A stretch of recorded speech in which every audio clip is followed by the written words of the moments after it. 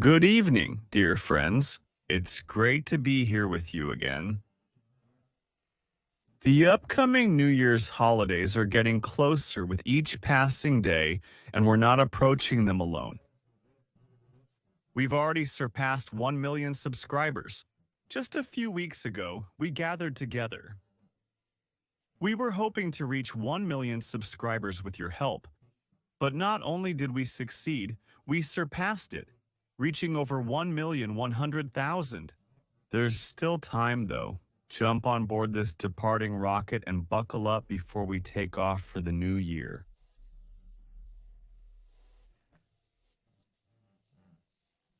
On a serious note, studies show that exercises become about 72% more effective when you're subscribed to this channel. So, friends, the New Year's holidays bring laughter, joy, fun, Santa Claus, the Snow Maiden, and fireworks. But the next day can bring headaches. And it's not always due to a hangover.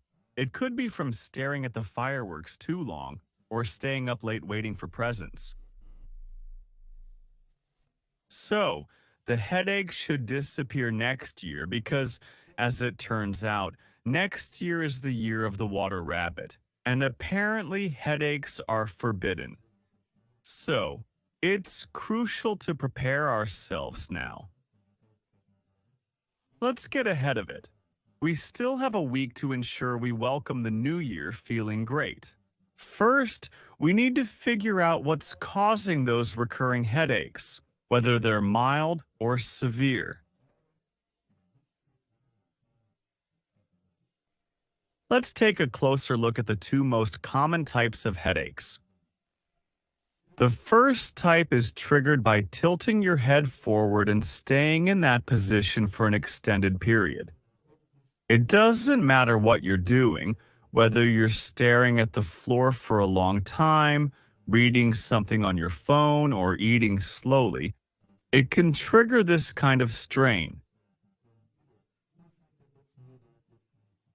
During this time, the muscles in your neck can become overstrained and start to hurt. This often causes pain in the back of the head, right here at the base of the skull. For those unfamiliar, this type of headache can also come with dizziness, as the strained muscles compress the vertebral artery and occipital nerve. Sometimes the pain spreads from the back of the head to one or both eyes. If you're particularly unlucky, it can affect both sides. This happens when the trigeminal nerve is compressed on both sides. Such headaches can make it difficult to keep your head tilted down for too long. For instance, someone who has always enjoyed looking at the floor might suddenly find it unbearable. In extreme cases, their neck muscles might become so weak that they lose this simple pleasure altogether. The second type of headache is also quite common. In this case, the back of the head may also hurt, but the pain feels slightly different. Unlike the first type, where it is more precise and localized near the vertebra and the base of the skull, this pain feels like it's coming from somewhere between the neck and the back of the head, or even from inside the head itself. In the second case, the pain is more diffuse, spreading from the back of the head and often reaching the temples. These headaches are often triggered by arm movements or certain postures we hold while working. For example, when we have to sit for extended periods at work, we can't lie down to rest. Instead, we lean on the table or fight off sleep while staying seated. This uneven posture puts a strain on the body. The tension builds in different areas simultaneously. For instance, a driver holding the steering wheel tightly while making turns can strain these muscles. The trapezius muscles often bear the brunt of this strain. Essentially, any movement that overworks the trapezius can lead to this type of headache. Why does this happen? It boils down to two main scenarios. The first occurs when the neck flexor muscles are weak. The second happens when arm movements provoke the pain. Some people even experience this while walking. They walk, moving their arms as they go. Afterward, their head starts to hurt. These headaches typically occur later in the day. In such cases, the deltoid muscle is often weak, while the anterior deltoid muscle, which lifts the shoulder blade, becomes tight and tense. The trapezius muscle is also unevenly developed. The upper trapezius is tense. Meanwhile, the back portion of the upper trapezius is very weak, thin, and underdeveloped.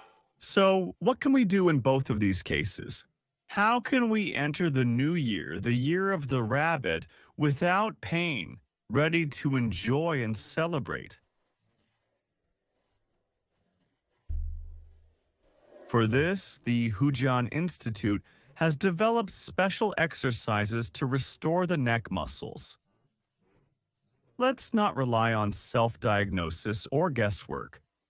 Instead, we'll do all the exercises, both for the first and second cases, starting with the first, strengthening the long neck flexors. Here's the first exercise. For the simpler version, lie on your stomach, letting your head hang slightly off the edge and start lifting it. Lift, lower, lift, lower. This exercise targets the long neck flexor.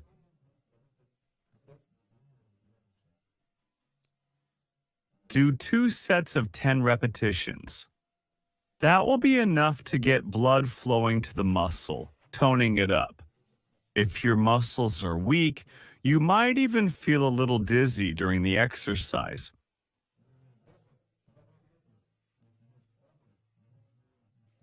This means the muscles are receiving a decent load. You can repeat this exercise throughout the day if your neck muscles are particularly strained.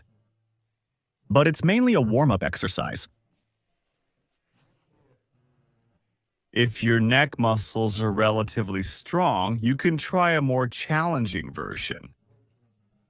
For this, you'll need a roller. But let me warn you, if you didn't feel much strain from the first exercise, only then should you try the second one. For this exercise, lie on your back. It's better if the roller is soft. Support yourself with your hands in the back of your head, lifting your shoulder blades off the ground in this position. Be sure not to lift your hands off the floor. Use your hands and head to push yourself up. As you lift, try to move your shoulder blades back as well. Then lower yourself down. Lift up again, hold for a second or two, and lower yourself back down. Repeat this motion, up, hold, and down again. This exercise works the long neck flexor and the back portion of the trapezius muscle simultaneously, compensating for the lack of movement these muscles experience during the day. Both the neck flexor and the trapezius muscle get activated and strengthened. Well, friends, we're now ready for the New Year's feast. It's recommended to start these exercises around 6 o'clock in the evening on December 31st. Continue doing them at 7, 8, 9, 10, and 11. But there's no need to go all the way to midnight.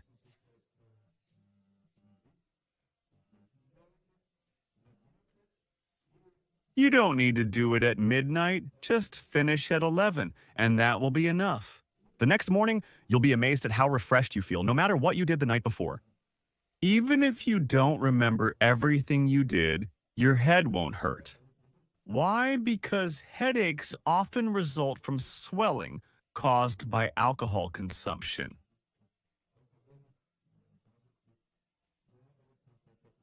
These exercises will improve your blood circulation and reduce the likelihood of swelling.